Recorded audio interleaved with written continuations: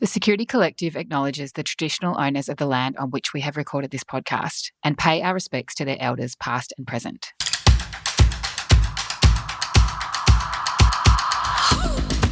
The Security Collective podcast is recorded and shared with you in partnership with LastPass, the leading password manager. LastPass enables companies of every size with the tools necessary to secure and centralise control of employee passwords and apps. You can learn more about LastPass at lastpass.com. Hello, I'm Claire Pales and welcome to the Security Collective podcast. Today's guest is Grant Chisnall. Grant is a crisis trainer, advisor and podcaster who has a passion for leadership, communication and decision-making. He has supported some of the world's leading organisations through crisis events ranging from cyber attacks to coronavirus, activism to air crashes and natural disasters to workplace fatalities. Grant has his own podcast, Crisis Talks, where he tells the extraordinary stories of people who have led through crises and their stories of leadership and resilience in the face of adversity. When we came together, Grant and I covered a lot of ground, including the escalation from incident response to crisis management. We talked about business collaboration before an incident and how to plan for resilience while mopping up a cyber incident. If you like Grant's insights today, please check out his podcast. But for now, please welcome crisis expert Grant Chisnall to the Security Collective. Grant, thanks so much for joining me on the Security Collective today. Many thanks for having me, Claire.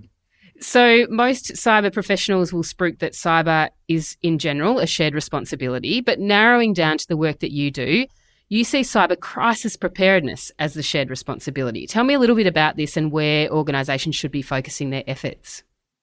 Well, I think a lot of organisations rightly assign the responsibility for the preparation of these sorts of plans to their cyber teams or their IT teams. And that's a really important step, I think, first and foremost, because you need the technical understanding of what might occur in order to prevent these sort of things occurring. But what you need from a response perspective is actually an integrated response completely, right from the ground up. So from the point of incident management into activation of the appropriate response and a connection with crisis teams and boards, all those things require integrated planning. So the biggest challenge, I think, is when the IT teams are planning for these things, ensuring that they have the right business engagement. And for the business teams, it's actually about engaging with their boards and making sure that those boards are also across what the plans would look like, how they would be likely to respond to different scenarios. For example, whether they would or wouldn't go down a ransom payment pathway, whether they would initiate or when they would initiate data breach notification processes. The stakeholder engagement pieces are so crucial. And obviously, then we're looking at the liquidity positions that can result quite immediately if you're a consumer-based business. So all those effects require an integrated response. And that means preparing together, planning together, and actually getting in and testing and practicing together. I think that's one of the key things that gets forgotten is that the document gets written often by an individual team. And even if there is some socialisation, that practicing of that document so that it is live and it is understood often gets forgotten, and it's such a shame because these documents become shelfware and probably don't get leveraged in the best way that they can. They always say plans are useless, but planning is essential. And taking those plans and keeping them alive in terms of what you're doing to monitor the ongoing environment in which you're operating within, monitoring also the sensitivities to these situations. So I think we've seen recently with the supply chain issues and then the travel disruptions we've seen recently. Right now, we've got a situation, we've got an IT glitch, they've called it, which has affected ticketing systems. The tolerance levels are so low to these outages at the moment that the outrage becomes really high. So all of the systems that are in place around monitoring need to also be aligned and integrated with the risk awareness and the risk tolerance levels on a live basis so that any time when you're confronted by a situation, you're assessing it, you're activating the right level of response, and you're really integrating that planning into reality in your response measures. And it's interesting you talk about that, taking the right level of response and really understanding how your organisation is going to deal with it. Because what we see a lot of, I think, is people see a little bit in the news, a little bit of a snippet from the media that says, such and such organisation has been hit, and there's a big focus very, very quickly, and then that tends to fall away. There's very little focus on the mop-up that can sometimes go on behind closed doors for months and sometimes longer. Yeah. What do you think organisations can do to improve their resilience in terms of a better or more efficient mop-up and really thinking through, as you said, that planning? It's hard to do because you don't know what sort of an incident you're going to have. but I just think the mop-up is part of the part that we're not planning for the best. I could agree more. And I think we talk about it in terms of left of boom. What's the purpose of the organisation? What's the why that's so crucial that differentiates you from your market that you need to protect? Preempt is really about the things and the plans that you're doing to preempt and identify and monitor situations before they arise, so you can ideally adapt to situations before they emerge. And then preparing is exactly as we spoke about before. It's how the teams come together to practice and also to drill what they're going to do in a response. So then when you get right of boom, you're talking about response, reassurance, and recovery. Now, recovery starts from the point of that incident. And so if you're not structuring yourself to recover, then all you're doing is continually finding yourself in a response cycle, which you want to get out of very quickly. And I think the mop-up considerations are often underestimated. The impacts on these disasters can be felt for months, if not years afterwards. In the analysis that we've performed, not just on cyber incidents, but also for crisis events, the average times that we're talking about there is generally about 1 year to 18 months from a recovery from these events. And when you think about it, you're thinking about the people recovery. So you've got people, even if it's a cyber incident, what you've happened is you've had a question of trust. You've broken the trust for whatever reason because something's failed. And so the trust of your consumers, your trust of your customers, all gets filed through your frontline employees. And so the internal trust as well becomes often overlooked. And when we get to a situation where, George Bush Sr. says, the war's over and the flags go up and everything's, back to BAU, or what other sort of language we might use from a business perspective, that tail of recovery still continues on. So we've got to invest in that and be prepared and scale your teams accordingly so that you can manage that recovery in the long term. I just want to come back to something you just said that I found interesting. You used sort of 3 R's: response, reassurance, and recovery.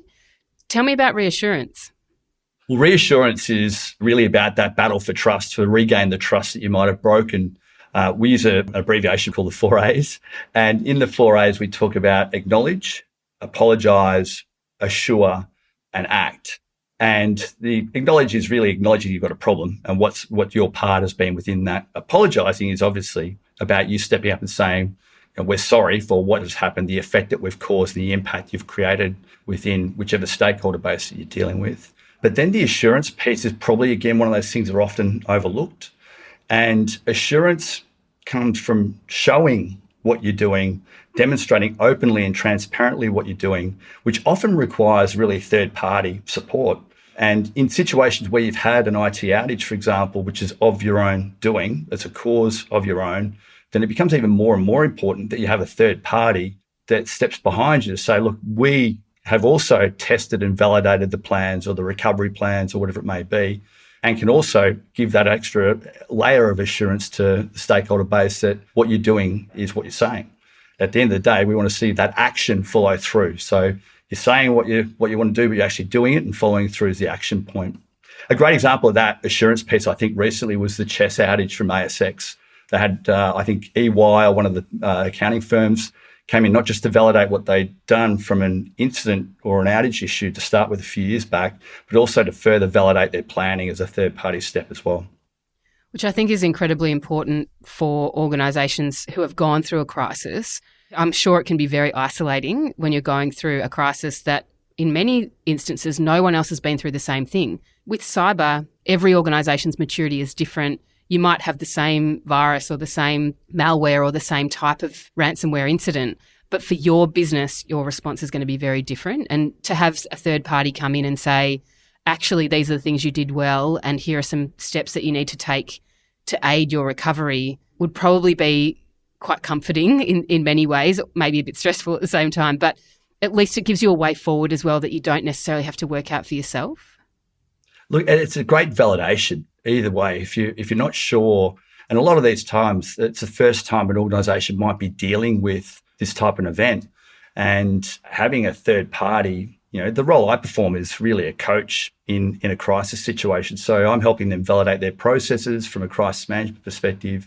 I'm helping them think about what's going to be the next steps, how you think about the recovery, how you think about those stakeholder and impacts and those issues that you need to address. But a third party, like an accounting firm or a cyber firm, those sort of things also give you the technical assurance that you need to really validate your plans. So SMEs, third parties for the assurance piece become a really important step. And also potentially give you the confidence for your third parties to reconnect with you, or for you to reconnect with a third party after what might need to be major cleansing of your IT networks. Look, I can believe that you probably know what you're about when you're talking about your own systems, your own architecture, but equally, do I really believe or trust when you've broken that confidence? Do I really believe and trust you now? I'd rather hear from somewhere else to further validate that as well. So it's always a good addition to validate your plans to have a third party to provide that assurance. The other thing I wanted to loop back to was something you mentioned earlier around bringing the business together and across functions. And if you're going to future-proof an organisation and be prepared, how is bringing those functions together strategically going to help the business to be future-proofed? Future-proofing for organisations is crucial from that preventative stage, as well as having that alignment with the overall business strategy. And so it's okay in some cases for different teams to come together to plan what they might be doing to address contingency, but they also need to have the consideration of the longer-term strategic intent of the organisation. So a plan, for example, about failing forward might involve failing forward to a new set of infrastructure if something does fail at this point in time. If you have a situation where you've broken something, then you might be looking at another third party as part of enhancing your resilience to the future events. Either way, bringing the whole organisation together, the leadership, alignment with board, but then also the IT or technical teams and the operations teams, helps really shorten that gap in awareness between what has happened and the expectation around when it can actually be restored. And it's probably the biggest issue we see is that the more technologically savvy an organisation is, the closer that gap is. So people understand if they're technologically proficient, they'll understand that if something happens, it's going to take X amount of time at least. But when they're not, and they're just relying on turning on a computer every other day, and let's face it, most middle-aged males around my age and above who are in these senior positions often struggle with those basics on tech, then the challenge there is really how do you manage their expectations if something goes wrong? How do you manage your expectation in a complete failure scenario? So the whole point about that planning and bringing everyone together is about closing that gap in understanding and then closing any gaps around expectations post-incident. I think that's a really good point around the IT system outage part of a cyber crisis, because we spend a lot of time focusing on resolving and containing and making sure that cyber, in air quotes, cyber crisis is responded to, and, you know, we get the forensics in, and very much the focus around the crisis in terms of the cyber attack. But any IT outage, whether it's caused by a cyber attack or not, is going to cause issues for an organisation, and for some departments more than others, and it depends on which part of your business is impacted. You know, if it's quality assurance or it's your finance systems. You know, if we help people to understand how these systems work and why they work, and, you know, get people together collaboratively, do you think that's going to help in the face of a crisis to make sure that people are more understanding of the kind of IT outage part of it? Yeah, I think the key difference with an IT outage versus a cyber attack is an attack, you're a victim. In an outage, you're the perpetrator. You're the one that's caused the problem in this instance. So it's actually more of an own goal from a reputational impact, from an internal impact. And if it's been a change that you've been implementing that hasn't been planned for properly by the IT team or the architecture team, the networks team, whichever would have been involved in that part of that change process, then that's really a failure of your process. So it goes back to that question of trust. So rebuilding that trust, making sure that you've got the right teams together around planning for these impacts, planning for these changes, and not just relying on, okay, we're going to turn this thing back on tomorrow, it's going to be all on and everything's going to be fine and dandy. The whole point about these things is planning and embracing failure. So if it does go wrong, that you've got the right contingencies in place, you've got the right escalation protocols in place with the right people, and those people then preemptively are aware of the situation and can further preempt any issues with the downstream stakeholders by being active when they need to be early. A lot of organisations are really focused on the documentation, and we talked a little bit earlier about, you know, how the plan is important, but the planning is actually what we really want to get right. A lot of organisations come to me and talk about the fact that they've got a document because the regulator needs one, or because every time they get IT general controls audit, they've got to have these documents. Why do you think the regulators and the auditors want you to have a document that can sometimes run into the hundreds of pages? I think it's like a security blanket. And so they want to have something they can hold on to say, yes, we have proof that it's been done and we have proof that they've been through something, and we can also then hold them to account in case it does go wrong. And probably if you think about it from that point backwards, you go, okay, if it goes wrong and you haven't got the right preparations in place, you haven't got the right preventative protocols in place, you haven't got the right monitoring controls and those sort of things in place, and you haven't then also executed on a lot of the requirements you've got from NIST or Essential 8 or any of those other sort of protocols, then you've really got a problem. Or even more so when you've got a plan that says we've done these things, but then you haven't. So the point about planning and continually upgrading and updating these things and actually practicing and preparing your organisation for these things is more important than showing just a plan to say that we've got a DR plan, we've got this particular piece of paper that says this is what we're about. I think the real good auditors, the really good regulators now, when they're looking at your plans, they're not looking at whether they're just making an attestation that you've aligned with whatever framework. They're actually digging a bit deeper now, and they're actually getting into, have you actually trained it? Are your teams aware of it? Have you done an exercise to validate that plan? And have you done the drills and simulations that also practice the execution of that plan under duress?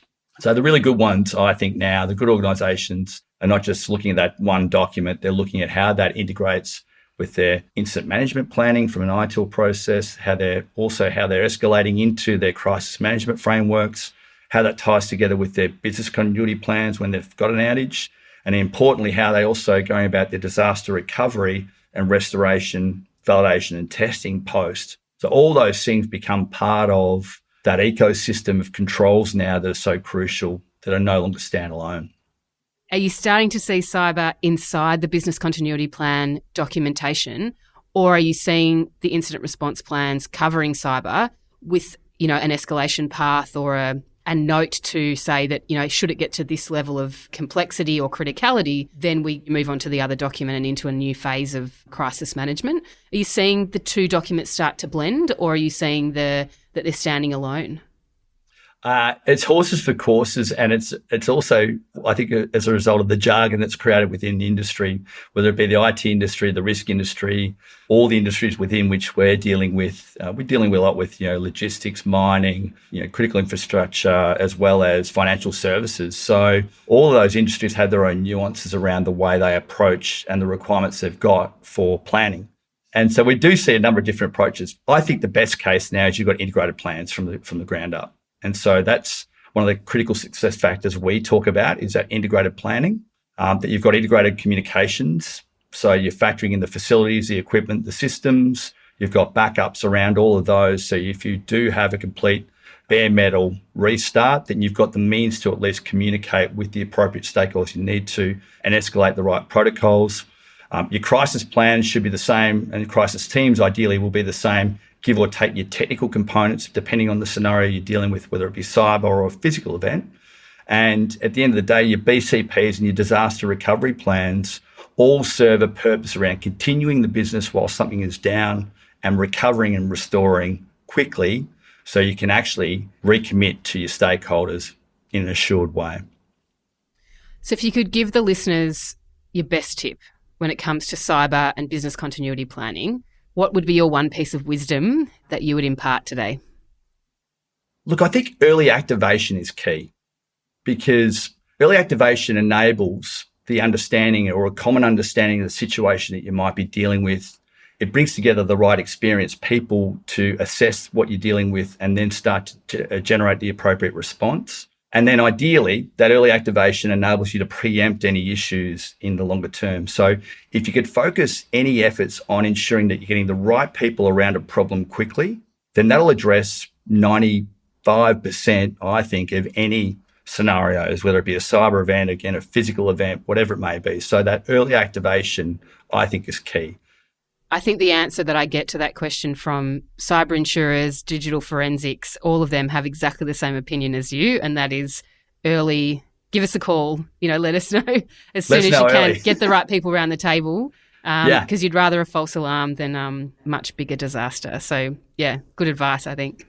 Yeah, I think we use a metaphor now. It's like, remember first aid used to be Dr. A, B, C, D? Well, actually D came in lately. It used to be Dr. A, B, C. Now it's Dr. S, A, B, C, D. And so the S is sending for help. So you can danger response, send for help. So getting that message out, the awareness out on the situation you're dealing with, builds that what we call in military or emergency services parlance, a common operating picture, or builds situational awareness. There again, some of the jargon terms that we use. But the point is everyone understands what the problem is, and then they can start to deal with it in their own respective functional way and ensure that they are stepping ahead of the situation as it emerges. Thank you so much for joining me today. I think we could probably talk for another 20 minutes about BCP and cyber, but I've really enjoyed the chat, and thank you so much, Grant, for being with the Security Collective today. Awesome. Thanks for having me, Claire. The Security Collective podcast is recorded and shared with you in partnership with LastPass, the leading password manager. LastPass enables companies of every size with the tools necessary to secure and centralise control of employee passwords and apps. You can learn more about LastPass at lastpass.com.